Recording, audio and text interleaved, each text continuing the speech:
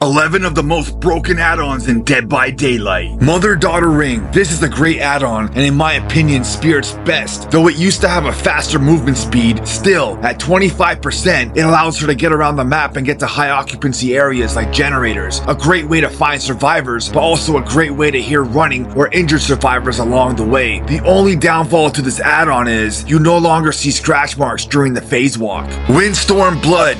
This may not be a popular pick for Wraith, but I'm all about the speed factor as a killer.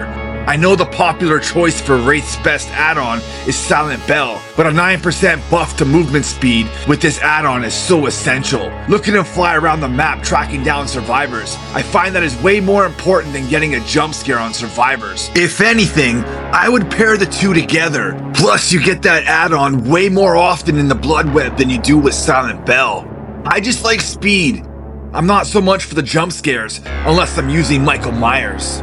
But if I only had one to pick, I would most definitely pick Windstorm Blood. Speed is life. That's just my opinion. What do you think is more important between those two add-ons for Wraith? Now on to my favorite killer in the game, Michael Myers, and my favorite add-on in the game, and in my opinion the most broken one in the game, in Fragrant Tuft of Hair, an unlimited amount of power, being able to stay in Evil Within 3, but the only drawback is having to gain 400% of evil from Evil Within 2. My solution to make it easier to get to Evil Within 3 is to pair it with J. Myers Memorial, which will increase the rate of evil gain by 25%. This is just so freaking deadly of an add-on. You're basically an unstoppable killing machine that stays in a one-hit down mode the whole game once you get Tuft of Hair activated. No other add-on is as deadly or as proficient. I got the Huntress coming in next. I got the Huntress and her iridescent add-on, Iridescent Head. This add-on allows you to put targeted survivors into the dying state, even if they are healthy. The only drawback is, this add-on only allows you to have one hatchet. This is perfect for Huntress mains. It does require a lot of back and forth to lockers, but you can minimize getting more hatchets at the lockers by using a rare add-on in deerskin gloves. This add-on makes it so much faster to reload and get back to hunting down survivors for the kill. Next comes the most fun add-on in the game, and belongs to the Dark Lord in Alucard's shield. This add-on is very dangerous and catches survivors off guard. It activates when you open an exit gate. Pillars of flames burst up from the ground until the survivors are injured or left in a dying state. It reminds me of the entrance from old school video games when you enter a final boss fight. Up next, we step into the world of Saw. A letter that was left for Amanda left her with rage and anger, but her focus was heightened to the point she was able to see auras when crouched when she's within 16 meters of survivors. She loses 2 reverse bear traps to put on survivors. This is one of the best add-ons in the game because you don't need a perk and you can activate it anytime. You can also predict survivors' movements while sneaking up on them, gaining a speed burst and delivering a deadly blow. It's honestly brilliant. The Trapper is next on my list, and it's pretty obvious that his Iridescent Stone add-on would be his best.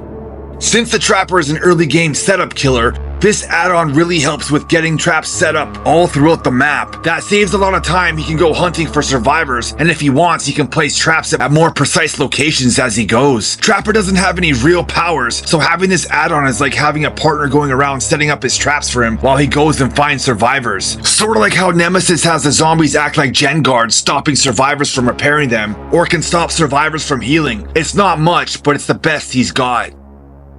Next up is the ultimate killing machine that was created to take out the STARS officers in Nemesis. Mutation Rate 1 does nothing at all. He can't break pallets or breakable walls with his tentacle strike, and he's slowed down when using it as well. So it's important that he reaches Mutation Rate 2 as soon as possible, where he can then break pallets and breakable walls. He's most deadly when he reached Mutation 3. Once he's reached that, he's faster and his tentacle strike is longer. So for his best add-on, I chose the T-Virus sample. This will make it much easier to reach Mutation Rate 2 and Mutation Rate 3, not needing to chase survivors around, and instead he can gain mutation by killing zombies. Then he can go hunt down his prey fully weaponized. The Vorpal Sword Iridescent add-on is next on my list, and this is owned by the Lich or Vecna, whatever you like to call him. I find this add-on neutralizes survivors just perfectly. Once an injured survivor enters a dispelling sphere, they scream and become broken for 30 seconds. The survivor keeps on bleeding, and they can't be healed by another survivor or even be healed by themselves. I've used this add-on every single time I play Vecna, and it's always so beneficial to winning a match. Plus, being able to break down pallets in 3.2 seconds is a really beneficial effect, saving you time so you can focus on downing another survivor. It's like you're getting 2 powers in one. This add-on is just fantastic. I really like the benefit of the survivor leaving blood trails behind longer because they can't heal, and when you pair it with the Staff of Withering, it's even more powerful because the survivor can't heal and they are exhausted for 20 seconds. So it's pretty much a guaranteed down. Now on to, in my opinion, the second most annoying killer in the game besides Legion.